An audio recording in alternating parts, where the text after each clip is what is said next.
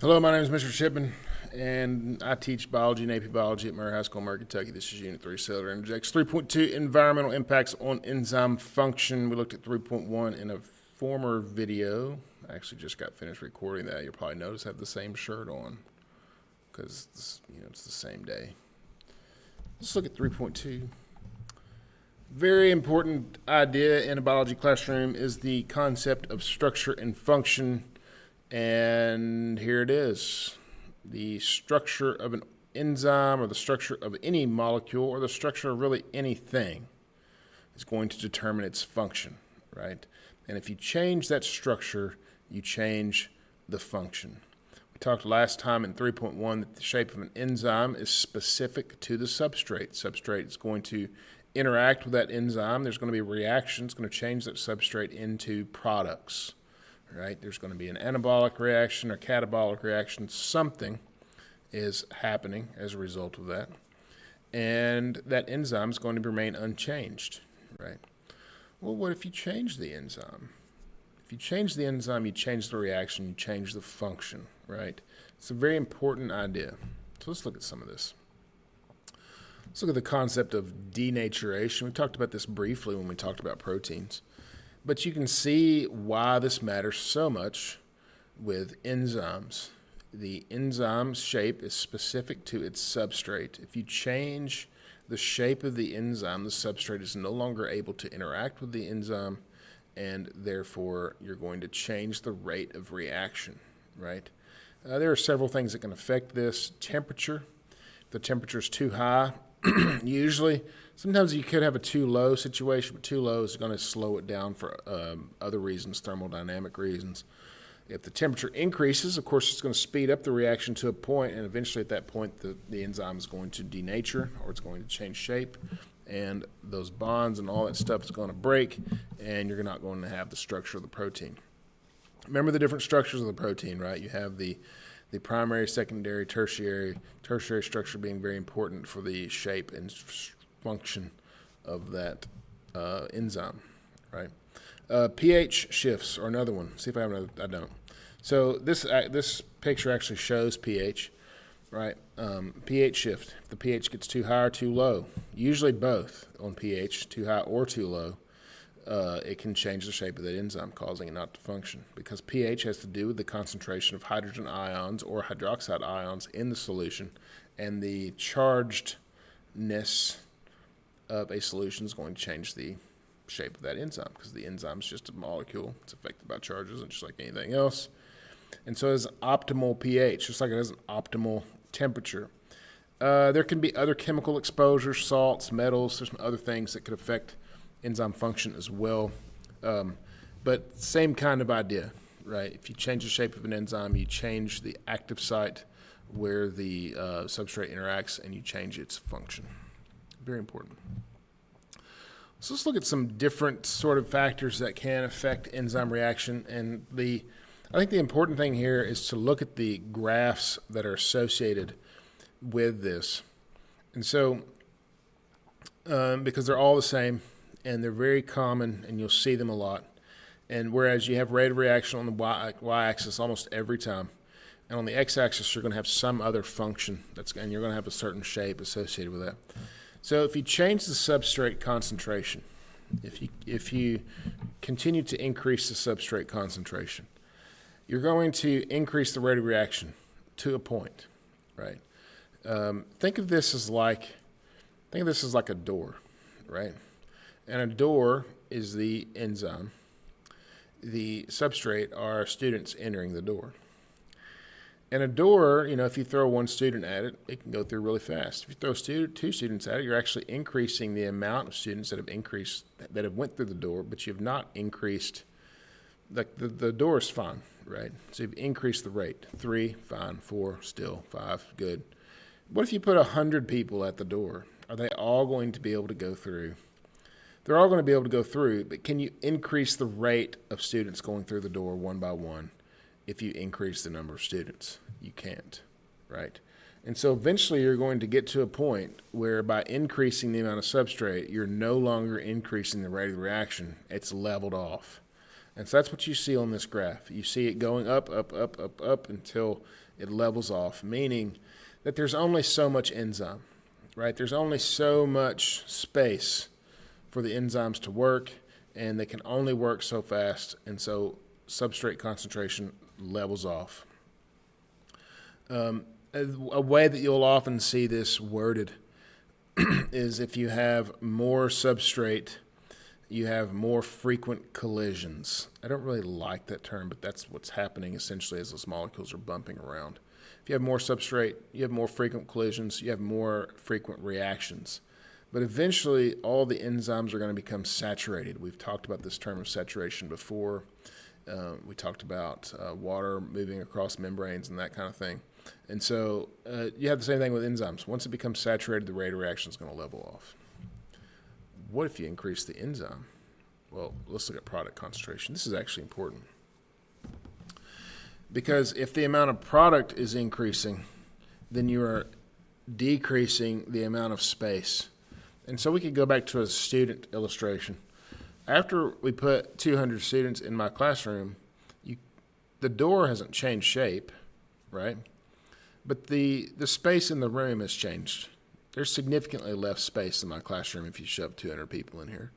And so just because we haven't changed the shape of the enzyme or changed the substrate or changed anything about the reaction is still going to sort of grind to a halt because there's just no more room for the people in the room, right? And so that's what this is showing you. As product increases, the amount of substrate is going to subsequently decrease because what's happening is, well, there's less substrate because of reaction, but the product can only increase at a certain point and it's just going to stop. It's basically going to run out of space. It's that idea of collisions again. Or it could be the fact that a cell has the product that it needs and it no longer needs to interact anymore. Depending on the prompt, just read your prompt and understand what that's coming from. Temperature graph is always going to look like this, where you're going to have the rate of reaction is going to increase at a time. You're going to find an optimal temperature, the best temperature for that reaction to be taking place. A great example of this, enzymes in our body tend to operate around 37 degrees Celsius, which is the same as 98.6 degrees Fahrenheit, which is the average body temperature of a human being. Shocking that the enzymes in our bodies would want to do the average temperature.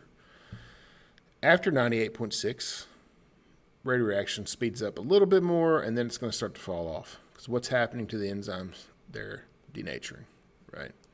And so this is what you see here. You see it speeding up until it reaches optimal temperature, and then it's going to fall off almost immediately after that because it's reading denatures, which decreases the activity. Temperature graph's always going to look like this. pH graph is typically going to look like this. I got some other examples where you see it falling off on either side of the optimal pH because a high or a low pH is going to cause the enzyme to denature and no longer be able to produce a product. Not a whole lot more to say here that we haven't already said in these other graphs. Inhibitors. And so if you have some inhibitors, we're going to talk about the different kinds of inhibitors. Depending on the type of inhibitor, you're going to see different kinds of graphs, right? So let's look at those. I have a picture of inhibitors.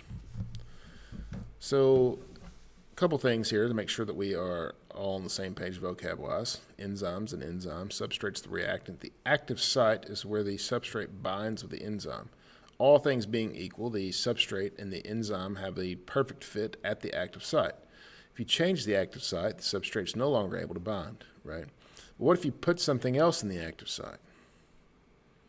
Like the blue blob there sitting there where the green blob wants to go. See that competitive inhibition. A competitive inhibitor is one that directly competes for the active site.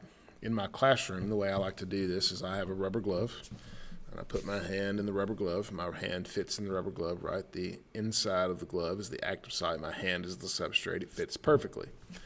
If I stick a pen, like a writing utensil, down in one of the fingers, I'm no longer able to put my hand in there because the pen is competing for the active site, right? It's going to affect the substrate's ability to bind with the enzyme. So a competitive inhibitor is going to decrease rate of reaction because it's directly competing for the active site. A non-competitive inhibitor is different. It's still inhibiting. The word inhibit means to stop. I forget how many times I get asked, what does the word inhibit mean, Mr. Chipman? It means to stop or slow down or prevent, right? So a non-competitive inhibitor is still inhibiting, but it's not competing for the active site. Rather, it's binding to a different site, which is allosteric. That's what the word allosteric just means, like a different shape, right? So it's binding to this other site, and notice what's going to cause, well, the enzyme's going to change, right? Because it's bound to this molecule, causes the shape to change, and it's no longer functioning the way that it should. So you see these graphs are usually associated with this, where the non-competitive inhibitor is going to slow it down, or the competitive inhibitor is going to slow down the rate. So you see the slope decrease, where the non-competitive inhibitor is going to just decrease the overall rate of reaction and amount of product that can be created. A couple of things here. Competitive inhibitors are typically negative, whereas a non-competitive inhibitor could be a normal part of body function or organism function, that an organism could use a non-competitive inhibitor in order to shut off an enzyme to keep it from working. It'd be like if you turn the light switch off in a room, right? It changes the shape of the circuit, the lights no longer function. It's the same idea, right? So it's an on-purpose sort of feature as opposed to a bug. Here's some examples. This is optimum pH for different enzymes. Love this picture because it shows you that not all enzymes have the same optimum pH. Pepsin, which exists in the stomach, is a very low pH. You wouldn't expect it to work well in the blood because it's used to working in the stomach. Amylase works in the mouth. The mouth has a different pH than the stomach. If you've ever had like reflux, you know that.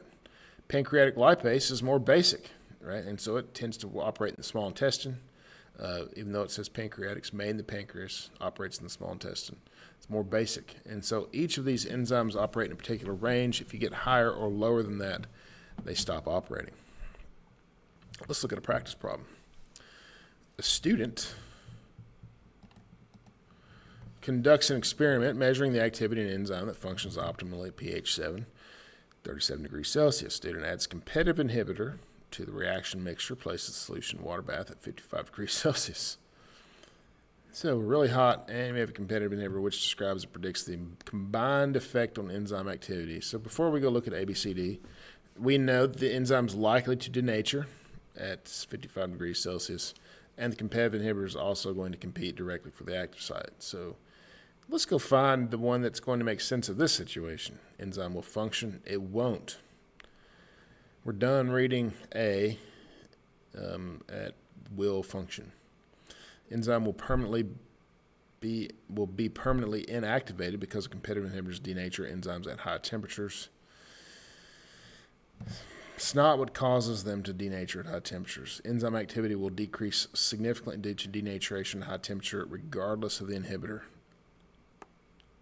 I like that one, but we're going to read D. This one's kind of hard. Enzyme will function normally. No, it won't. B creates a connection between competitive inhibitors and high temperatures that aren't necessarily there. C is the correct answer. I hope this was helpful. If this was a harder question, so if you have questions about it, feel free. Leave me a comment down in the comments below. I'd love to help you understand this more. But we're going to be looking at 3.3 energy, cellular energy, coming up next.